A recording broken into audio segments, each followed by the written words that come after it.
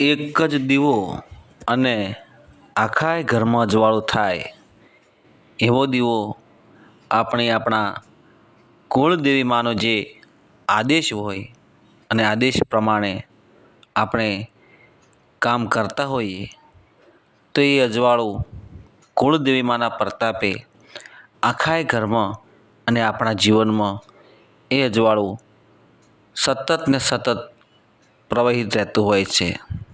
આપણા જીવનમાં અંધકાર આવવા દેતું નથી.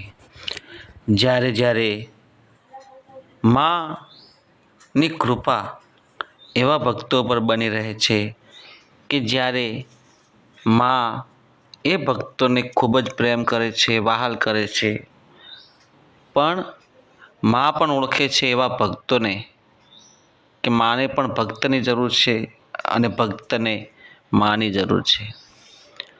તમે ને હું બધા કુળદેવી માની સેવા પૂજા કરીએ એ સારી બાબત છે, પણ માનો જે આદેશ મળે અને આદેશ અનુસાર તમે હોય કે ચાહે હું કેમ પણ ન હોઉં તો બધાને એવા ભાવથી, એવા પ્રેમથી, એવા સ્નેહથી, એવા ભરોસાથી માને વહાલપણું કરવાનું છે, માના કહેવામાં રહેવાનું છે, માના આદેશ અનુસાર જીવન જીવવાનું છે. તો બધાનું જીવન ધન્ય બની જાય અને માની કૃપા આપ ઉપર અને સર્વ ઉપર બની રહે છે. તો મિત્રો, દરેકનું હું આપણી આ મા વંદના યુટ્યુબ ચેનલમાં હાર્દિક સ્વાગત કરું છું. તમે બધા મિત્રો હેમ ખેમ સર્વ કુશળ મંગળ હોય અને રહેજો એવી ગુરુદેવને મા ભગવતી કુળદેવીને હું પ્રાર્થના કરું છું. માનો આદેશ આપણે જાણીએ, માને ઓળખીએ, માના વેણ, માના વચનો અનુસાર આપણે જીવનમાં એ પ્રમાણે જીવવાની કોશિશ કરીએ અને જીવનને ધન્ય બનાવવાની કોશિશ કરીએ. મા આપણને એમ કહે છે કે એક વખત મારા મંદિરે તું આવ. મારા મંદિરે આવવાથી તારા બધા જ દુઃખોનો નાશ થાય અને સુખના દરવાજા હું ખોલી દઉં છું.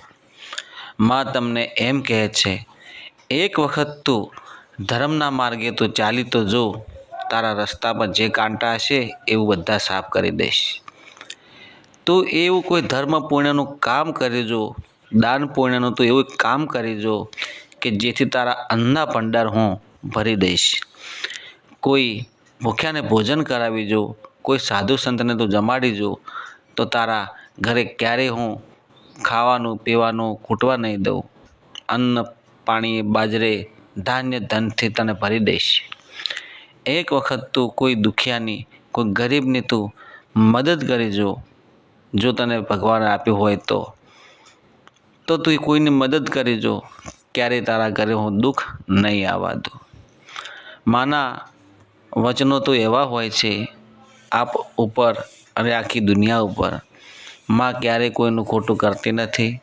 માનો ભાવ સમર્પણનો ભાવ હોય છે, હેતાળ હોય છે, દયાળુ હોય છે, માયાળુ હોય છે, કૃપાળુ હોય છે, પણ આપણે એને ઓળખવાની જરૂર હોય છે. જે વ્યક્તિનો જેવો ભાવ હોય એવા ભાવથી શક્તિ સ્વરૂપે આપણી આદ્ય શક્તિ કુળદેવીમાં આપણને એ રીતે સાચવતી હોય છે. પહેલાં તો આપણા જીવનની જે વિચારધારા છે એ વિચારધારા એ જ આપણા જીવનમાં આપણું કામ કરતી હોય છે. જેના વિચારો સકારાત્મક હોય, પોઝિટિવ હોય, સારા હોય, એનું જીવન ખૂબ જ સુખમય હોય છે. જે કોઈ વ્યક્તિના મોઢા પર અભદ્ર શબ્દો હોય, ખોટા વેણ વચનો બોલતા હોય, ત્યાં ક્યારેય સરસ્વતી કે લક્ષ્મીજી ક્યારેય ટકતા નથી.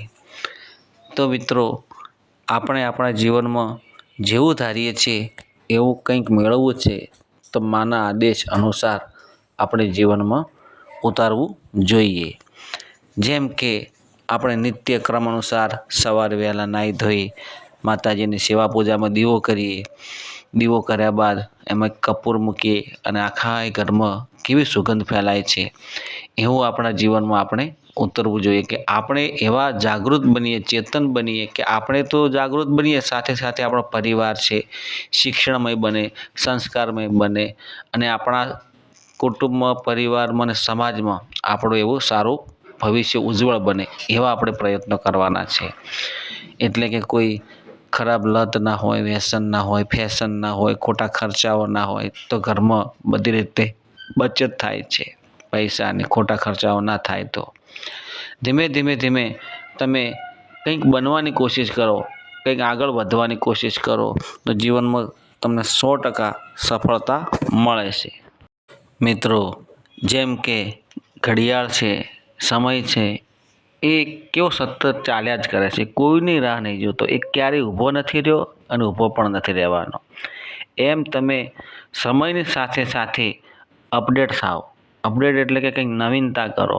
નવું હશે તો જ દુનિયા સ્વીકારશે, બાકી જૂનું તો તમને થોડાક દિવસોમાં સારું લાગશે, પછી તમારે કંઈક નવું કરવું પડશે. ધંધો હશે તોય, વેપાર હશે તોય, નોકરી હશે તો કોઈ પણ નવી નવી પદ્ધતિઓ, નવી નવી યોજનાઓ તમારે કંઈક ને કંઈક સ્વીકારવું પડશે, તો જ તમને જીવનમાં સફળતા મળશે.